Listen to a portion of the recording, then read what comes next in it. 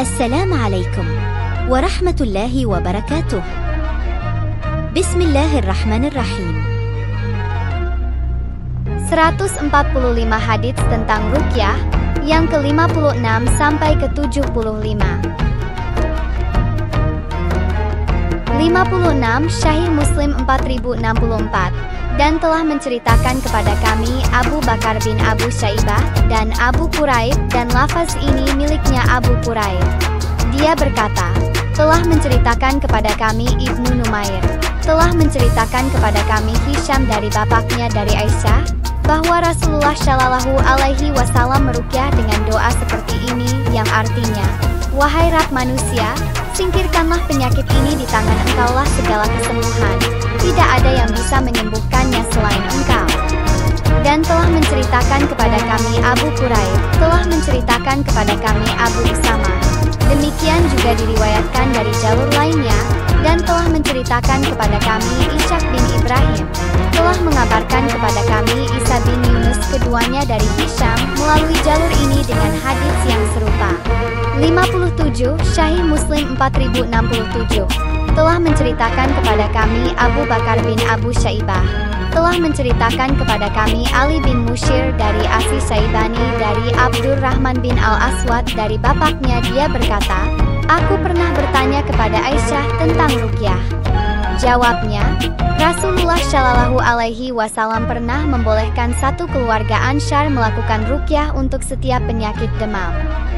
58 Sahih Muslim 4068 telah menceritakan kepada kami Yahya bin Yahya, telah mengabarkan kepada kami Husaim dari Mukirah dari Ibrahim dari Al-Aswad dari Aisyah. Dia berkata, Rasulullah Shallallahu Alaihi Wasallam pernah membolehkan bagi keluarga Ansyar melakukan ruqyah untuk penyakit demam. 59 Sahih Muslim 4069 telah menceritakan kepada kami Abu Bakar bin Abu Syaibah dan Zuhair bin Harb serta Ibnu Abu Umar, dan lafaz ini miliknya Ibnu Abu Umar. Dia berkata, telah menceritakan kepada kami Sufyan dari Abdurrabi bin Saidi dari Amrah dari Aisyah, bahwa apabila seseorang mengadukan suatu penyakit yang dideritanya kepada Rasulullah Shallallahu Alaihi Wasallam, seperti sakit kudis atau luka, maka Nabi Shallallahu Alaihi Wasallam berucap sambil menggerakkan anak jarinya seperti ini. Sufyan meletakkan telunjuknya ke tanah, kemudian mengangkatnya. Bismillahi turbatu ardina biriqati ba'dina liyushfa bihi saqimuna bi'izni Rabbina. Dengan nama Allah, dengan debu di bumi kami, dan dengan ludah sebagian kami, semoga sembuhlah penyakit kami dengan izin Rabb kami. Ibnu Abu Syaibah berkata, ruqyah tersebut berbunyi, yushfa'a sakimuna. Dan Zuhair berkata, doa ruqyah tersebut berbunyi, liusya'a sakimuna. 60 Sahih Muslim 4070 telah menceritakan kepada kami Abu Bakar bin Abu Syaibah dan Abu Quraib dan Ishaq bin Ibrahim. Ishaq berkata, telah mengabarkan kepada kami. Dan berkata Abu Bakar dan Abu Quraib, dan lafaz ini miliknya mereka, telah menceritakan kepada kami Muhammad bin Bisir dari Mis'ar, telah menceritakan kepada kami Abad bin Halid dari Ibnu Shaddad dari Aisyah, bahwa Rasulullah Shallallahu Alaihi Wasallam menyuruhku supaya meruqyah penyakit dari pengaruh pandangan mata. Telah menceritakan kepada kami Muhammad bin Abdullah bin Numair. Dia berkata, telah menceritakan kepada kami bapakku, telah menceritakan kepada kami Mis'ar dengan hadits yang serupa. 61 Sahih Muslim 4071 dan telah menceritakan kepada kami Ibnu Numair, telah menceritakan kepada kami bapakku, telah menceritakan kepada kami Sufyan dari Abad bin Halid dari Abdullah bin Shaddad dari Aisyah. Dia berkata, Rasulullah Shallallahu Alaihi Wasallam menyuruhku supaya meruqyah penyakit dari pengaruh pandangan mata. 62 Sahih Muslim 4072 dan telah menceritakan kepada kami Yahya bin Yahya, telah mengabarkan kepada kami Abu Haitsamah dari Ashim al-Ahwal dari Yusuf bin Abdullah dari Anas bin Malik mengenai ruqyah. Dia berkata, dibolehkan meruqyah penyakit karena penyakit demam, karena gigitan semut, dan pengaruh pandangan mata. 63 Sahih Muslim 4073, dan telah menceritakan kepada kami Abu Bakar bin Abu Syaibah, telah menceritakan kepada kami Yahya bin Adam dari Sufyan. Demikian juga diriwayatkan dari jalur lainnya, dan telah menceritakan kepadaku Zuhair bin Harb, telah menceritakan kepada kami Humaid bin Abdurrahman, telah menceritakan kepada kami Hasan yaitu Ibnu Syalih keduanya dari Ashim dari Yusuf bin Abdullah dari Anas. Dia berkata, Rasulullah Shallallahu Alaihi Wasallam membolehkan meruqyah penyakit karena pengaruh pandangan mata, penyakit demam, dan karena gigitan serangga. Demikian juga di dalam hadits Sufyan Yusuf bin Abdullah bin Al-Harits. 64 Sahih Muslim 4074, telah menceritakan kepadaku Abu Arabi Sulaiman bin Dawud, telah menceritakan kepada kami Muhammad bin Harb, telah menceritakan kepadaku Muhammad bin Al-Walid As-Subaidi dari As-Suhri dari Urwah bin As-Subair dari Zainab bin Ummu Salamah dari Ummu Salamah istri Nabi Shallallahu Alaihi Wasallam. Katanya Rasulullah Shallallahu Alaihi Wasallam pernah bersabda tentang seorang budak perempuan yang tinggal di rumah Ummu Salamah karena mukanya kelihatan pucat oleh beliau. Maka beliau bersabda, dia terkena penyakit pengaruh pandangan mata, karena itu ruqyahlah dia, karena wajahnya berwarna kuning.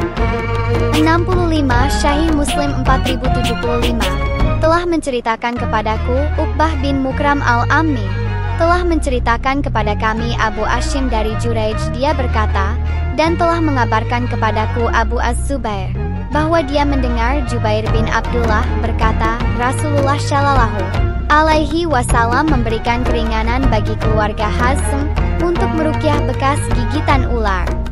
Dan beliau bertanya kepada Asma binti Umais, kelihatannya tubuh anak saudaraku ini kurus kering. Apakah mereka kurang makan?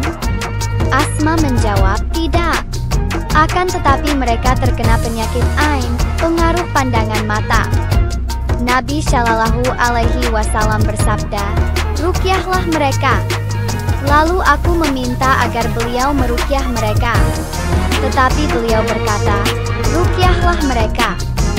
66 Sahih Muslim 4076, dan telah menceritakan kepadaku Muhammad bin Hatim, telah menceritakan kepada kami Raw bin Ubadah, telah menceritakan kepada kami Ibnu Juraij, telah mengabarkan kepadaku Abu Az-Zubair, bahwa dia telah mendengar Jabir bin Abdullah berkata, Rasulullah Shallallahu Alaihi Wasallam membolehkan bagi Bani Amru untuk meruqyah dari gigitan ular. Kemudian Abu Az-Zubair berkata, dan aku mendengar Jabir bin Abdullah berkata, seekor kalajengking menggigit seseorang di antara kami, yang waktu itu kami sedang duduk-duduk bersama Nabi Shallallahu Alaihi Wasallam. Lalu orang itu berkata, ya Rasulullah, ruqyahlah saya.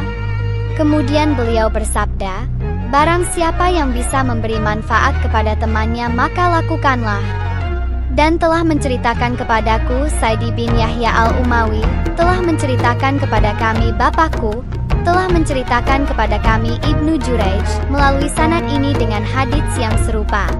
Namun dia berkata, maka salah seorang di antara mereka berkata, ruqyahlah dia ya Rasulullah. 67 Sahih Muslim 4081, dan telah menceritakan kepada kami Abu Bakar bin Abu Syaibah, telah menceritakan kepada kami Yazid bin Harun, telah mengabarkan kepada kami Hisham bin Hasan dari Muhammad bin Sirin dari saudara laki-lakinya Abad bin Sirin dari Abu Sa'id al-Khudri. Dia berkata, kami singgah pada suatu tempat, lalu datanglah seorang wanita kepada kami dan berkata, sesungguhnya pemimpin wilayah ini sedang sakit, maka apakah dari kalian ada seseorang yang bisa meruqyah? Abu Sa'idi berkata, maka berdirilah seorang laki-laki mengikuti wanita tersebut, padahal kami tidak mengira bahwa laki-laki tersebut pandai meruqyah. Lalu ia meruqyahnya dengan surat Al-Fatihah hingga ia pun sembuh. Lalu mereka memberi seekor kambing kepadanya dan memberi kami minuman susu. Maka kami bertanya kepadanya, apakah kamu pandai meruqyah? Dia menjawab, aku tidak meruqyahnya kecuali dengan surat Al-Fatihah. Abu Sa'idi berkata, aku lalu berkata, Kalian jangan melakukan apapun mengenai surat Al-Fatihah, sehingga kita datang kepada Rasulullah Shallallahu Alaihi Wasallam. Lalu kami menemui Rasulullah Shallallahu Alaihi Wasallam. Kemudian aku menceritakan hal tersebut kepada beliau, maka beliau pun bersabda, "Tidakkah dia tahu bahwa itu adalah ruqyah? Bagilah hadiah itu, dan ikutkan aku dalam pembagian kalian." Dan telah menceritakan kepadaku Muhammad bin Al-Mutsanna, telah menceritakan kepada kami Wahb bin Jarir, telah menceritakan kepada kami Hisham melalui jalur ini dengan hadits yang serupa. Namun dia berkata dengan kalimat, "Lalu berdirilah salah seorang di antara kami mengikuti wanita itu, yang kami tidak mengiranya akan melakukan ruqyah." 68 Musnad Ahmad 4111 telah menceritakan kepada kami Affan dan Hasan bin Musa, keduanya berkata, telah menceritakan kepada kami Hamad bin Salamah dari Ashim bin Bahdalah dari Zir bin Hubaisi dari Ibnu Mas'ud, bahwa Rasulullah Shallallahu Alaihi Wasallam bersabda, "Pernah diperlihatkan kepadaku umat-umat terdahulu, hingga aku pun tertahan oleh umatku." Beliau melanjutkan sabdanya, "Aku melihat mereka dan merasa takjub dengan banyaknya jumlah dan keadaan mereka. Jumlah mereka telah memenuhi lembah dan gunung." Hasan menyebutkan, Allah lalu berfirman, "Wahai Muhammad, apakah kamu telah ridla?" Aku, Muhammad, menjawab, "Ya." Allah berfirman, "Sesungguhnya engkau akan mendapatkan sejumlah itu." Affan dan Hasan menyebutkan, Allah lalu berfirman, "Wahai Muhammad, sesungguhnya bersama mereka ada 70 orang yang masuk surga tanpa hisab. Mereka tidak melakukan berobat dengan besi yang dipanaskan, tidak meminta diruqyah, tidak melakukan tatayur, menyandarkan nasib kepada sesuatu. Dan mereka hanya bertawakal kepada Rabb mereka." Ukasyah berkata, "Wahai Rasulullah, berdoalah kepada Allah agar menjadikan aku termasuk dari mereka." Lalu beliau mendoakannya, kemudian yang lain berdiri seraya berkata, "Wahai Rasulullah, berdoalah kepada Allah agar menjadikan aku bersama mereka." Beliau bersabda, "Engkau telah didahului Ukasyah." 69 Syahih Bukhari 4623 telah menceritakan kepadaku Muhammad bin Al-Mutsanna, telah menceritakan kepada kami telah menceritakan kepada kami Hisham dari Muhammad dari Abad dari Abu Sa'id Al-Khudri. Ia berkata, "Dalam perjalanan yang kami lakukan, kami singgah di suatu tempat. Lalu datanglah seorang wanita dan berkata, 'Sesungguhnya ada seorang kepala kampung sakit, sementara orang-orang kami sedang tiada. Apakah salah seorang dari kalian ada yang bisa meruqyah?' Maka berdirilah seorang laki-laki yang kami sendiri tidak tahu bahwa ia bisa meruqyah. Ia beranjak bersama wanita itu, lalu meruqyah, dan ternyata yang diruqyah sembuh. Kemudian sang kepala kampung memerintahkan agar laki-laki itu diberi 30 ekor kambing, dan kami pun diberinya minuman susu. Setelah pulang, kami bertanya padanya, 'Apakah kamu memang seorang yang pandai meruqyah?' Ia menjawab, 'Tidak, dan tidaklah aku meruqyahnya, kecuali dengan ummu kita.' Kami katakan, 'Janganlah kalian berbuat apa-apa, hingga kita sampai kepada Nabi Shallallahu Alaihi Wasallam dan bertanya pada beliau.' Ketika kami sampai di Madinah, kami pun menuturkan hal itu pada Nabi Shallallahu Alaihi Wasallam, dan beliau bersabda, 'Lalu siapa yang memberitahukannya bahwa itu adalah ruqyah? Bagikanlah kambing itu, dan aku juga diberi bagian.' Abu M. Ammar berkata, telah menceritakan kepada kami Abdul Waris, telah menceritakan kepada kami Hisham, telah menceritakan kepada kami Muhammad bin Sirin, telah menceritakan kepadaku Abad bin Sirin dari Abu Sa'id Al-Khudri dengan hadits ini. 70 Sunan Daruqutni 4764. Abu Al-Abbas Abdullah bin Ja'far bin Husyaisi menceritakan kepada kami, Yusuf bin Musa Al-Qattan menceritakan kepada kami, Hashim bin Abdul Wahid Al-Jashasha menceritakan kepada kami, Yazid bin Abdul Aziz bin Siyah menceritakan kepada kami dari Zakaria bin Abu Zaidah. Dari Amir Asis Syabai, Harijah bin Eshalt menceritakan kepadaku dari pamannya, bahwa dia pernah mendatangi Nabi Shallallahu Alaihi Wasallam, kemudian kembali dari sisi beliau, lalu dia melewati suatu kaum di situ. Dia mendapati seorang laki-laki gila, kemudian dia meruqyahnya dengan Fatihatul Kitab, lalu orang gila itu sembuh, kemudian dia diberi 100 ekor kambing. Dia berkata, aku kemudian menemui Nabi Shallallahu Alaihi Wasallam dan menceritakan hal itu kepada beliau. Beliau pun bersabda, apa engkau bacakan selain ini, yakni Fatihah? Dia menjawab, tidak. Beliau berkata lagi, ambillah. Sungguh barang siapa makan dengan menggunakan ruqyah yang batil, maka dia menanggung dosanya. Adapun engkau telah menggunakan ruqyah yang hak, maka tidak ada dosa atasmu. 71. Sunan Daruqutni 4765. Ali bin Abdullah bin Mubashir menceritakan kepada kami, Ahmad bin Sinan menceritakan kepada kami, Yazid bin Harun menceritakan kepada kami, Zakaria bin Abu Zaidah mengabarkan kepada kami dari Asis Syafi'i, Harijah bin Ashab At-Taimi menceritakan kepadaku, bahwa pamannya menemui Nabi Shallallahu Alaihi Wasallam. Ia lalu mengemukakan kisahnya menyerupai yang tadi. Di dalamnya disebutkan, makanlah dengan menyebut nama Allah. Barang siapa makan dengan hasil ruqyah yang batil, maka dia menanggung dosanya. Tapi engkau makan dengan hasil ruqyah yang hak, maka tidak ada dosa atasmu. 72. Syahih Bukhari 5270 telah menceritakan kepada kami Imran bin Maisarah, telah menceritakan kepada kami Ibnu Al-Fudlail, telah menceritakan kepada kami Husain dari Amir dari Imran bin Husain radhiyallahu anhuma. Dia berkata, tidak ada ruqyah, jampi-jampi dari Quran dan Sunnah, kecuali dari penyakit ain atau demam. Lalu hal itu kusampaikan kepada Saidi bin Jubair. Dia berkata, telah menceritakan kepada kami Ibnu Abbas, Rasulullah Shallallahu Alaihi Wasallam bersabda, beberapa umat pernah ditampakkan kepadaku, maka nampaklah seorang nabi dan dua orang nabi lain lewat bersama dengan beberapa orang saja, dan seorang nabi lagi yang tidak bersama seorang pun, hingga tampak olehku segerombolan manusia yang sangat banyak. Aku pun bertanya, apakah segerombolan manusia itu adalah umatku? Diberitahukan, ini adalah Musa dan kaumnya. Lalu diberitahukan pula kepadaku, lihatlah ke ufuk.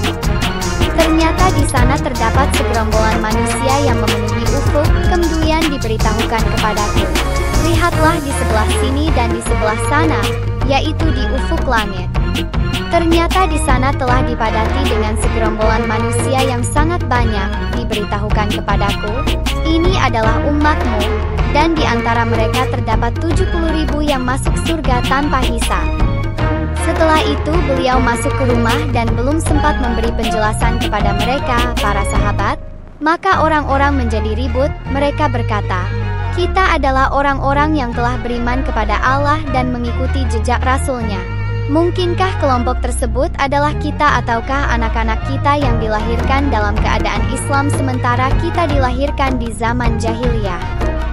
Maka hal itu sampai kepada Nabi Shallallahu Alaihi Wasallam. Lantas beliau keluar dan bersabda, mereka adalah orang-orang yang tidak pernah minta untuk diruqyah, tidak pernah bertatayur, menganggap sial pada binatang, dan tidak pula melakukan terapi dengan terapi dengan menempelkan besi panas pada daerah yang sakit, sedangkan kepada Rabb mereka bertawakal. Lalu Ukasah bin Mihsan berkata, apakah aku termasuk di antara mereka ya Rasulullah? Beliau menjawab, ya. Selanjutnya sahabat yang lain berdiri dan berkata, apakah aku termasuk dari mereka? Beliau bersabda, Ukasah telah mendahuluimu. 73. Syahih Bukhari 5280 telah menceritakan kepada kami Arim, telah menceritakan kepada kami Hamad. Dia berkata, dibacakan di hadapan Ayyub dari kitabnya Abu Kilabah. Di antaranya ada sesuatu yang dibacakan dan ada sesuatu yang didengar. Sementara hal ini terdapat dalam kitabnya dari Anas, bahwa Abu Talhah dan Anas bin Nadler pernah melakukan terapi menempelkan besi panas pada daerah yang luka atau sakit. Sementara Abu Talhah juga pernah melakukan terapi menempelkan besi panas pada daerah yang luka atau sakit dengan tangannya sendiri. Abbad bin Mansur mengatakan dari Abu Kilabah dari Anas bin Malik, dia berkata, Rasulullah Shallallahu Alaihi Wasallam memberi izin kepada keluarga beliau dari Ansyar untuk meruqyah dari penyakit demam dan sakit telinga. Anas mengatakan, aku juga pernah melakukan menempelkan besi panas pada daerah yang luka atau sakit pada penyakit radang selaput dada, sedangkan Rasulullah Shallallahu Alaihi Wasallam masih hidup. Abu Talha, Anas bin Nadla, Zaid bin Sabit juga pernah menyaksikanku ketika aku diterapi dengan menempelkan besi panas pada daerah yang sakit oleh Abu Talha. 74. Syahih Bukhari 5295 telah menceritakan kepadaku Muhammad bin Bashar, telah menceritakan kepada kami Gundar, telah menceritakan kepada kami Syubah dari Abu Bisir dari Abu Al-Mutawakkil dari Abu Sa'id Al-Khudri radhiyallahu anhu bahwa beberapa orang sahabat Nabi Shallallahu Alaihi Wasallam mengadakan suatu perjalanan.